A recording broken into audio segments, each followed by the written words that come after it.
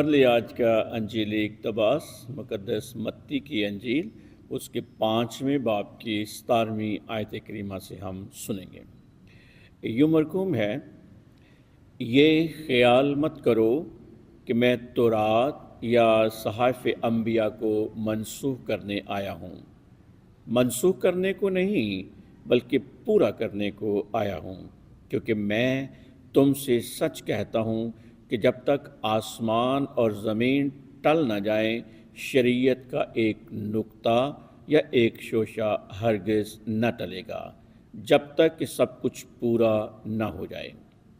پس جو کوئی ان چھوٹے سے چھوٹے حکموں میں سے ایک کو منسوخ کرے وہ اور ایسا ہی لوگوں کو سکھائے، وہ آسمان کی بادشاہی میں سب سے چھوٹا کہلائے گا، لیکن جو عمل کرے اور سکھائے وہی آسمان کی بادشاہی میں بڑا کہلائے گا، کیونکہ میں تم سے سچ کہتا ہوں کہ اگر تمہاری راستی فقیہوں اور فریسیوں کی راستی سے زیادہ نہ ہو تو تم آسمان کی بادشاہی میں ہرگز داخل نہ ہوگے۔ تم سن چکے ہو اگلوں سے کہا گیا تھا کہ تو خون مت کر، اور جو کوئی خون کرے عدالت میں سزا کے لائق ہوگا۔ لیکن میں تم سے یہ کہتا ہوں کہ جو کوئی اپنے بھائی پر غصے ہو عدالت کے سزا کے لائق ہوگا، اور جو کوئی اپنے بھائی کو راکا کہے وہ عدالت عالیہ میں سزا کے لائق ہوگا، اور جو اسے احمق کہے وہ جہنم کی آگ کا سزاوار ہوگا۔ پس اگر تو قربان گاہ کے پاس اپنی نظر لے جائے اور وہاں تجھے یاد آئے کہ میرے بھائی کو مجھ سے کچھ شکایت ہے، تو اپنی نظر قربان گاہ کے سامنے چھوڑ کر چلا جا، پہلے اپنے بھائی سے میل کر تبا کہ اپنی نظر گزران۔ جب تک تو اپنے مدعی کے ساتھ راہ میں ہے، جلد اس سے میل کر، تا نہ ہو کہ مدعی تجھے منصف کے حوالے کرے اور منصف تجھے پیادے کے سپرد کرے اور تو قید خانہ میں ڈالا جائے۔ میں تجھ سے سچ کہتا ہوں کہ جب تک تو کوڑی کوڑی ادا نہ کرے گا وہاں سے ہرگز نہ چھوٹے گا۔ تم سن چکے ہو کہا گیا تھا تو زنا مت کر، لیکن میں تم سے یہ کہتا ہوں کہ جو کوئی شہوت سے کسی عورت پر نگاہ کرے وہ اپنے دل ہی میں اس کے ساتھ زنا کر چکا۔ پس اگر تیری داہنی آنکھ تجھے ٹھوکر کھلائے تو اسے نکال ڈال اور اپنے پاس سے پھینک دے، کیونکہ تیرے اعضاء میں سے ایک کا جاتا رہنا تیرے لیے اس سے بہتر ہے کہ تیرا سارا بدن جہنم میں ڈالا جائے۔ اگر تیرا داہنا ہاتھ تجھے ٹھوکر کھلائے تو اسے کاٹ ڈال اور اپنے پاس سے پھینک دے، کیونکہ تیرے اعضاء میں سے ایک کا جاتا رہنا تیرے لیے اس سے بہتر ہے کہ تیرا سارا بدن جہنم میں ڈالا جائے۔ یہ بھی کہا گیا تھا کہ جو کوئی اپنی بیوی کو چھوڑے اسے طلاق نامہ لکھ دے، پر میں تم سے یہ کہتا ہوں کہ جو کوئی اپنی بیوی کو حرام کاری کے سوا کسی اور وجہ سے چھوڑ دے اس سے زنا کراتا ہے، اور جو کوئی اس چھوڑی ہوئی سے بیاہ کرے وہ زنا کرتا ہے۔ پھر تم سن چکے ہو کہ اگلوں سے کہا گیا تھا کہ جھوٹی قسم نہ کھاؤ، بلکہ اپنی قسمیں خداوند کے لیے پوری کرو۔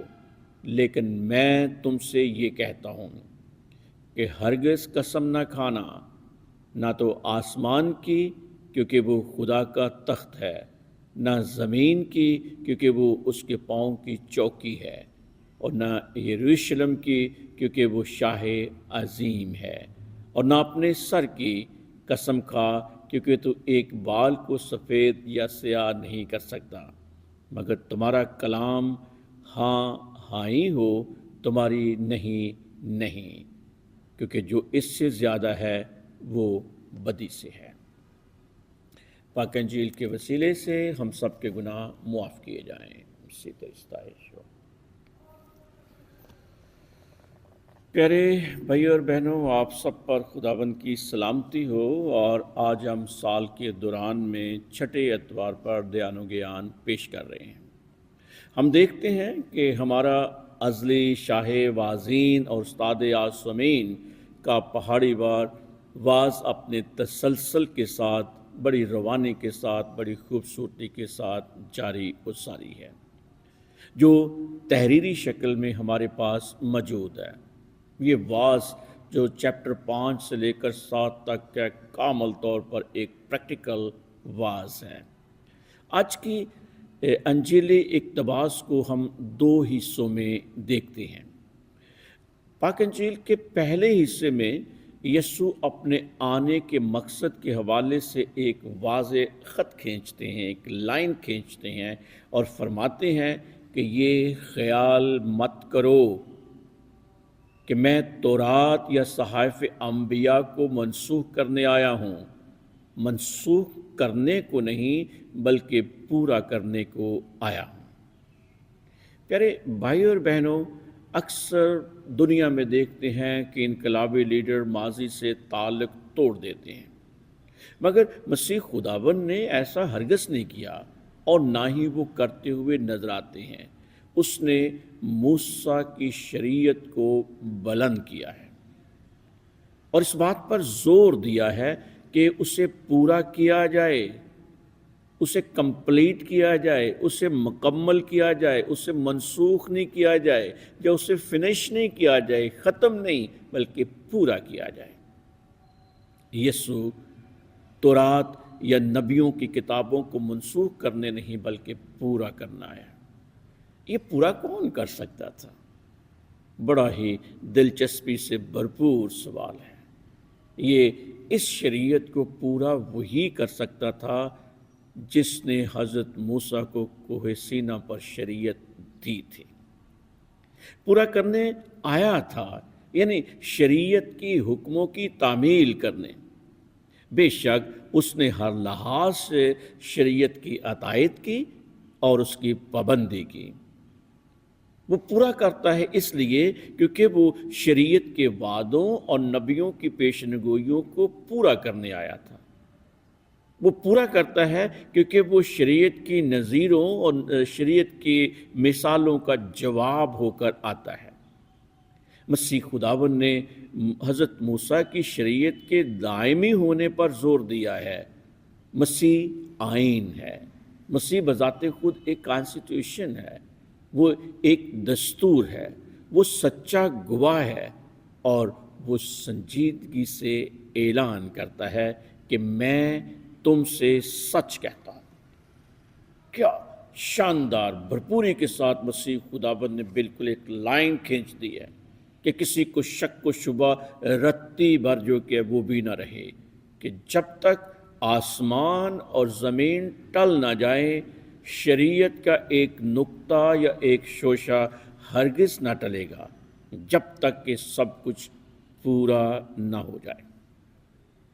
مسیح خداوند نے واضح اور تاکیدی طور پر کہا نقطہ عبرانی زبان کا لفظ ہے یوک، یعنی حروف تہجی کا سب سے چھوٹا حرف ہے، جبکہ شوشہ وہ چھوٹا سا نشان یا اعراب کا وقفہ ہوتا ہے جو حروف میں امتیاز پیدا کرنے یا تلفظ کا تعین کرتا ہے کہ صحیح تلفظ کیا ہے۔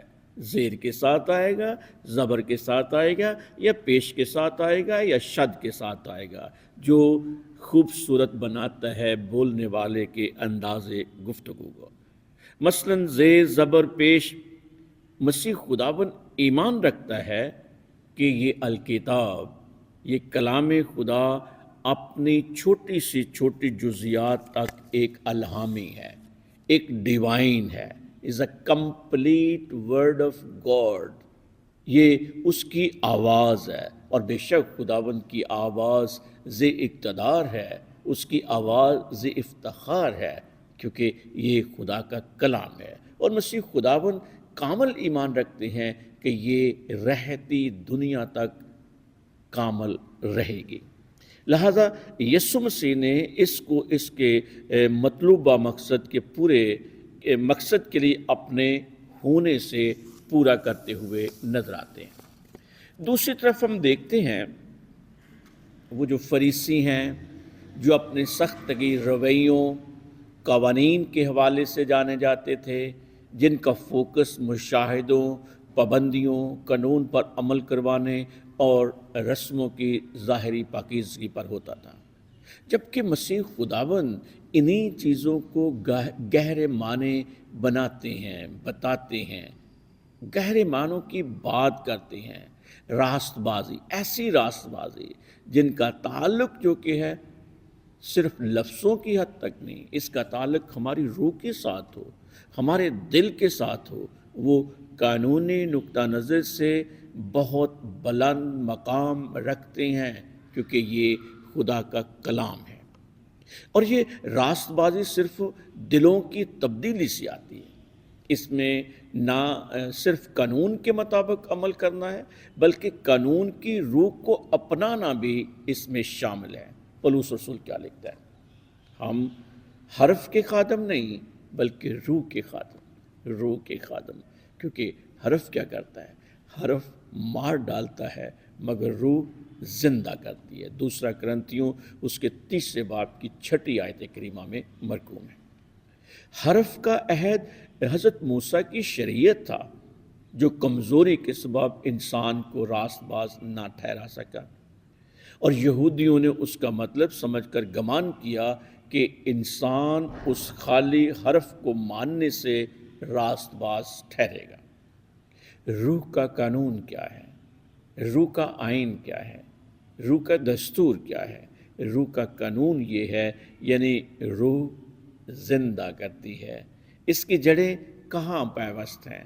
روح کی روحیں محبت میں پیوست ہیں، ایمان میں پیوست ہیں، امید میں پیوست ہیں، رحم میں پیوست ہیں، امن اور انصاف میں ہمیں پیوست نظر آتی ہیں۔ اس کے دوسرے حصے پر ہم جب غور کرتے ہیں تو مسیح خداوند ہماری توجہ اس طرف مبذول کرواتے ہیں کہ کس طرح ہمارے تعلقات کو بعض زندگی کی حقیقتوں جیسے قتل ہے، زنا ہے، جھوٹی قسم ہے، آنکھ کے بدلے آنکھ، کان کے بدلے کان وغیرہ وغیرہ، اور جو دوسرے لوگوں کے لیے حقارت کا اظہار کرتے ہوئے خدا کے قانون کی کاسی کی ضرورت ہے۔ ہمیں گناہ سے بچنے اور اندرونی پاکیزگی کو برقرار رکھنے اور دوسروں کے ساتھ بات چیت کرنے کی صورت میں اپنے خیالات اور خواہشات کی حفاظت کے لیے ریڈیکل اقدام کرنے کی ضرورت ہوگی، اور وہ ریڈیکل اقدام یہی ہے کہ اگلوں سے کہا گیا تھا لیکن میں تم سے یہ کہتا ہوں کہ وہ جو برائی جس کا قانونی ایک دفعہ کیا گیا تھا کہ اگر ایسا کرے گا تو ایسا ہوگا، لیکن میں چاہتا ہوں کہ اس کو جڑ سے ختم کیا جائے۔ اگر تیری آنکھ تجھے دھوکہ دیتی ہے تو اسے نکال پھینک، تاکہ تیرا سارا وجود جو کہ ہے وہ جہنم میں نہ جائے۔ پیارے بھائی اور بہنوں، آئیے باریک بینی کے ساتھ اس پہاڑی باز کو، مسیح خداوند کی خوبصورت باتوں کو سنتے ہیں، سمجھتے ہیں، دھیان و گیان کرتے ہیں اور اس پر عمل کرنے کی کوشش کرتے ہیں۔ آمین۔